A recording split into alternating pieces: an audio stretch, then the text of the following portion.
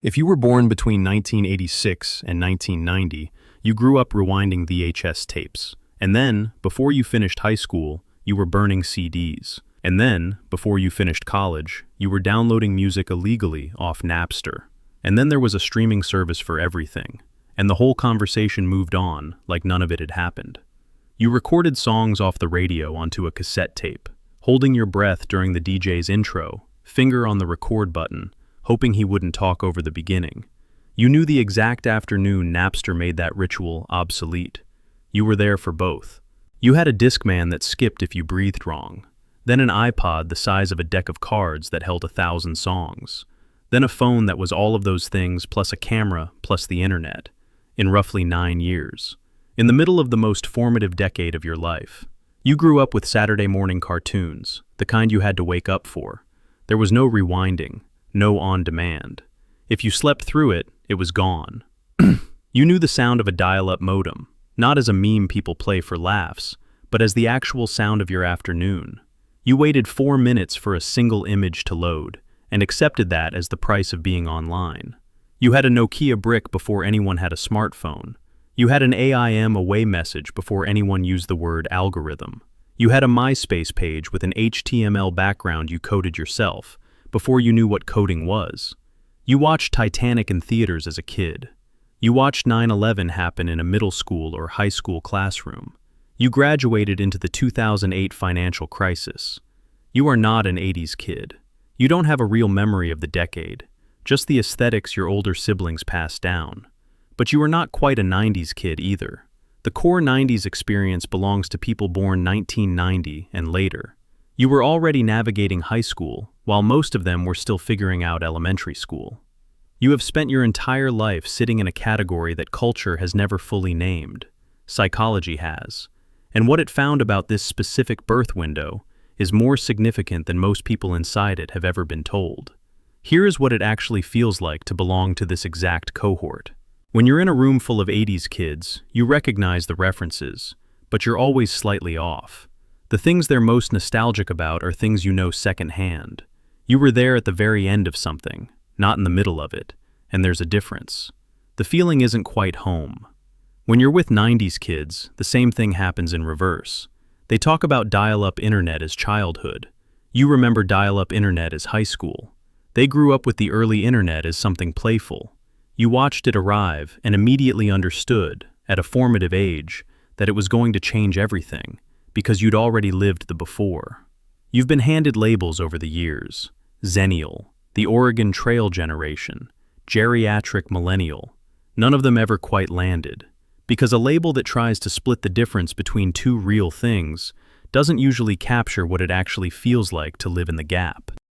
What most people in this birth window share, and rarely hear articulated, is a very specific psychological tension. A sense that they never fully belong to one era or the other. Not because they don't have a strong identity, because they have parts of two identities and spent their entire formative years learning how to hold both at once. That is not a personality quirk. That is a developmental condition. And psychology has a framework for understanding exactly what it does to a generation.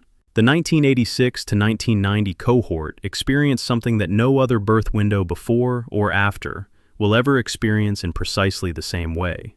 You had a fully analog childhood, real boredom, long summers with nothing to do and nobody available to call, being genuinely unreachable between the time you left school and the time you walked in your front door, finding things out slowly, through friends, through word of mouth, through the kid in your neighborhood who seemed to know everything. Your brain built its foundational architecture, its sense of self, its emotional baseline, its understanding of how the social world works in that environment. And then, during your adolescence and early adulthood, that world was almost entirely replaced. The social structures changed, the communication changed, the economy changed, the technology changed. And it didn't happen gradually the way earlier generations experienced technological evolution, one thing at a time, over decades. It happened in a single compressed window, your 20s. Developmental psychologists call this a cohort effect, the principle that the historical and environmental conditions a generation passes through during their formative years leave a structural imprint on psychology, not a preference, not a habit, but an actual change in how the brain is wired. The cohort that lived through the Depression didn't just remember it. They thought differently about risk and security for the rest of their lives. The conditions became part of the architecture. What is specific and unusual about the 1986 to 1990 cohort is that they underwent two distinct cohort effects in a single lifetime. Their childhood wired them for patience, for in-person connection, for delayed information, for self-directed boredom. Then their early adulthood rewired them for speed, for digital communication, for instant access, for permanent connectivity. Most generations get one. This cohort absorbed both, simultaneously building an adult identity while the world they'd been trained for was being replaced. That is an unusual amount of recalibration to ask of a developing nervous system. In 2011, economists Ulrike Malmendier and Stefan Nagel published a study in the Quarterly Journal of Economics that tracked how early economic experience permanently shapes financial psychology across a lifetime. Their data, drawn from decades of survey responses across multiple cohorts, showed that people who experience economic collapse during formative years don't adjust and recover the way older people do. The experience changes their relationship to risk, to financial security, and to institutional trust at a structural level. It persists long after the economic conditions improve. For the 1986 to 1990 cohort, that collapse was 2008, and the timing was precise in the worst possible way. You were 18 to 22 years old, your first job, your first apartment, the first time you had tried to build anything that looked like adult life on your own terms, and the floor dropped. Research on recession cohorts consistently shows that those who enter adulthood during an economic contraction don't just earn less in the short term, they earn less for a decade or more. The initial setback compounds, the caution compounds, the slow, persistent recalibration of what stable means, that compounds too. You are not anxious about financial security because of a personal flaw. You are not resistant to certain kinds of risk because you are overly cautious. Your relationship to money and stability was calibrated by the specific conditions of the moment you became an adult. That calibration is not irrational. It is the most rational possible response to what actually happened to you at the exact moment it happened. Here is what has not been said clearly enough about being born in this specific window. You speak two languages, not in the linguistic sense, in the cultural and cognitive sense. You are fluent in an analog world and a digital one, because you were required to learn both from scratch in real time, without a guide, in the middle of your own development. You know what boredom actually feels like, the long, unplugged version that younger cohorts have almost no experience with. That capacity lives in you. The ability to sit in a space without stimulation and generate something from it. The ability to tolerate not knowing something immediately. That is increasingly rare and increasingly valuable. You also know how to adapt faster than almost any other cohort, because adaptation was the dominant experience of your entire adolescence and early adulthood.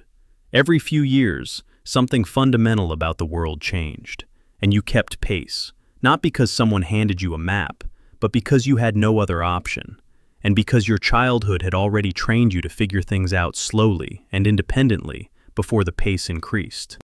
You are more comfortable with ambiguity than people on either side of your birth window, because your formative years contained more genuine ambiguity, more technological, economic, and cultural uncertainty than any previous generation had faced within a single developmental window. And you are grounded in a way that sometimes surprises people, because you actually remember, not as an intellectual fact, but as a felt memory, what life felt like before all of it arrived. The generation that grew up between two worlds learned to live between two worlds, and the people who can do that are rarely fully disoriented when the world changes again. There is something that deserves to be said plainly about what your generation actually carried.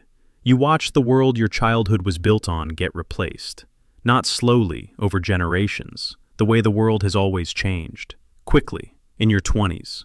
The stores you grew up going to closed, the formats you memorized became obsolete. The economy you were told was waiting for you on the other side of your education turned out to be a different economy entirely. And you adapted. You always adapted. You were not given a mourning period for the version of the world that ended before you got to fully inhabit it. The timeline just moved forward, and you moved with it, because that's what it required. What that experience builds is something the generational labels don't fully capture. It's not nostalgia, though you have more of it than most people your age, because you have more to be nostalgic about. It's not cynicism, though you've earned every trace of it. It's something closer to a specific, hard-won kind of perspective. The perspective of someone who has lived inside more than one version of reality and knows, not theoretically but from the inside, how quickly everything that feels permanent turns out to be temporary. That is not a small thing. Most people spend their entire lives operating inside a single version of the world. You have already navigated at least two, and the transitions between them weren't gentle. You are not the forgotten generation. You are the generation that learned to carry two worlds at once, and that has made you, without the right label, without a cultural moment that was fully yours, without anyone quite seeing the specific weight of your particular timeline, one of the most adaptable, most self-sufficient, most quietly resilient cohorts that modern psychology has documented. Nobody handed you that. You built it, in the gap between everything. If this described your generation more accurately than anything you've read before, subscribe. The next video goes somewhere your brain is already going after watching this one. And if you're the kind of person who grew up figuring things out before anyone gave you a map, you already know you want to see where it leads.